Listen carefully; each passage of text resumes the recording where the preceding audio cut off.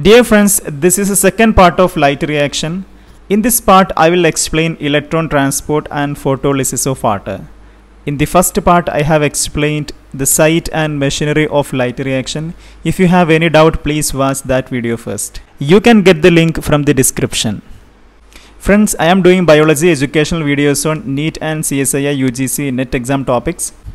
If you are interested, please subscribe and enable the bell icon to get my upcoming videos. Let's directly move to the topic. In this session, we will discuss what is the process of light reaction. In the first part, I explained the site of light reaction and the machinery required for the light reaction. As you know, this process of light reaction occurs in the thylakoid. So we have to see the structure of thylakoid in detail. So first of all, we have to study the structure of thylakoid in detail. Within the chloroplast, you can see a lamellar structure. This is called grana. Actually, grana is plural and the singular is granum. And this grana is made up of a number of thylakoids. This thylakoid is having a thylakoid membrane and thylakoid lumen. Also, in the first part, we have explained there are two pigment protein complexes. They are PS1 and PS2. In between, there is a multi-protein complex, that is cytochrome B6F. We are going to enlarge this much portion of thylakoid. If you are enlarging this much portion, of course you can see this is the thylakoid lumen, this is the thylakoid membrane, and outside, the outside region will be stroma. You know, the remaining part will be stroma. So this side will be, outside region will be stroma. Considering all these things, we are going to enlarge this thylakoid membrane. If you observe this thylakoid membrane under electron microscope, you can see this membrane as a lipid bilayer. Now we have to consider this PS2 here. Remember, we are enlarging the structure. We are observing the structure under electron microscope. So this very thin membrane can be seen as a lipid bilayer under electron microscope. Next we will be having this PS2. First we are having PS2 here. After that, again we are having a thylakoid membrane, that is nothing but lipid bilayer. We will draw the lipid bilayer again. Next we have cytochrome B6F here. We can just enlarge the structure of cytochrome. Again we have the lipid bilayer here. Finally we have PS1 at this end.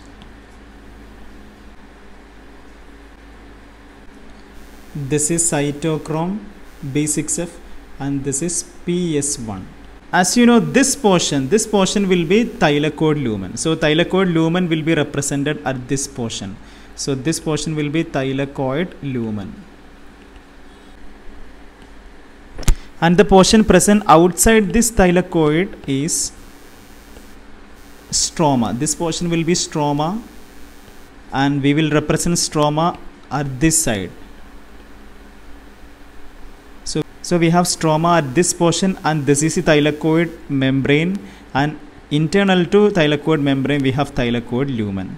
Now we can start the process of light reaction. You know, the reaction center of PS2 is P680. As you know, P680 is a chlorophyll A.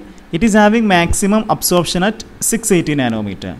The first step in light reaction is the absorption of 2 photons by this reaction center. Remember, this reaction center is a chlorophyll A. Chlorophyll A is a pigment.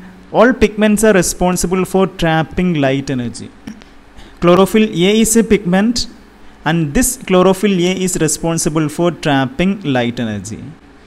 First it will receive 2 photons, and chlorophyll is a molecule having carbon, hydrogen, oxygen, nitrogen atoms.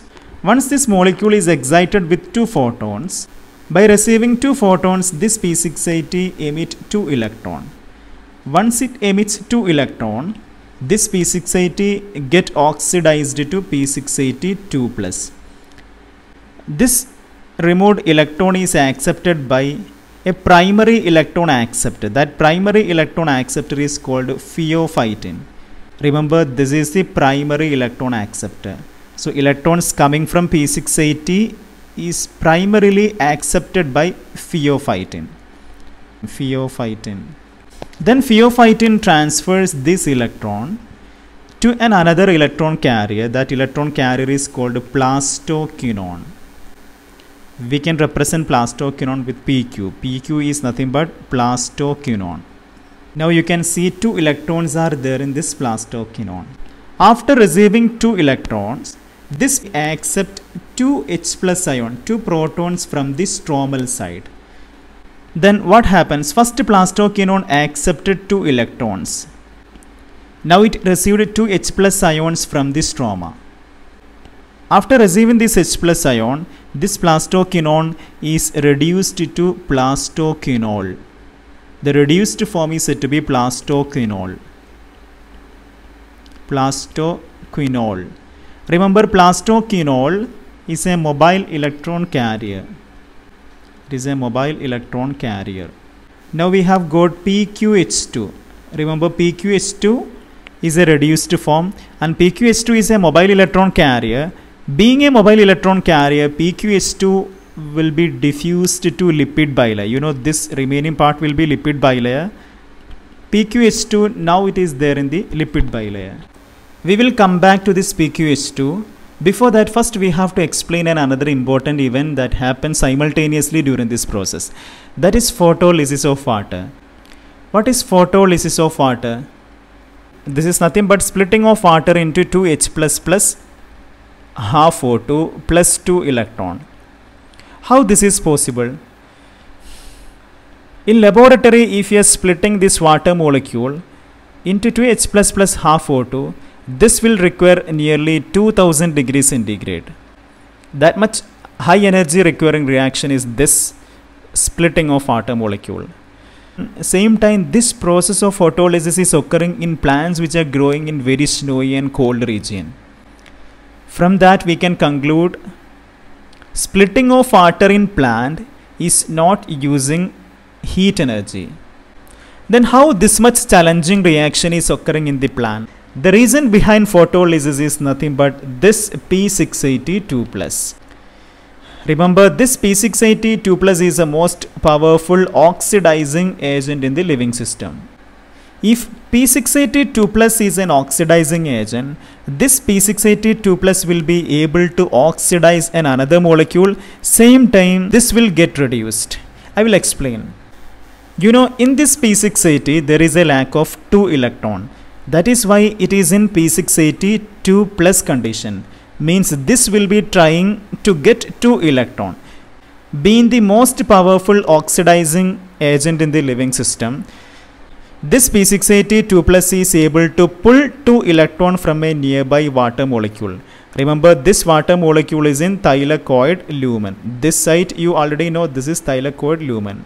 So from this water molecule, P680 accept 2 electron. What happens if 2 electrons are removed from water molecule? This water molecule will be split into 2H plus half O2 by removing 2 electron. Now what happens to P682 P682 will be reduced back to P680 because now it has received 2 electron. This process is said to be photolysis of water. Here what happened? Water molecule is split into 2H plus half O2. What is the result of this photolysis of water? You know, this site is thylakoid lumen. Inside thylakoid lumen, concentration of H plus will be increasing. In thylakoid lumen, concentration of H plus will increase. This is a very important event for contributing to a proton gradient. That proton gradient I will explain later on. Now we have to come back to this PQH2. You know, PQH2 is having 2 electrons.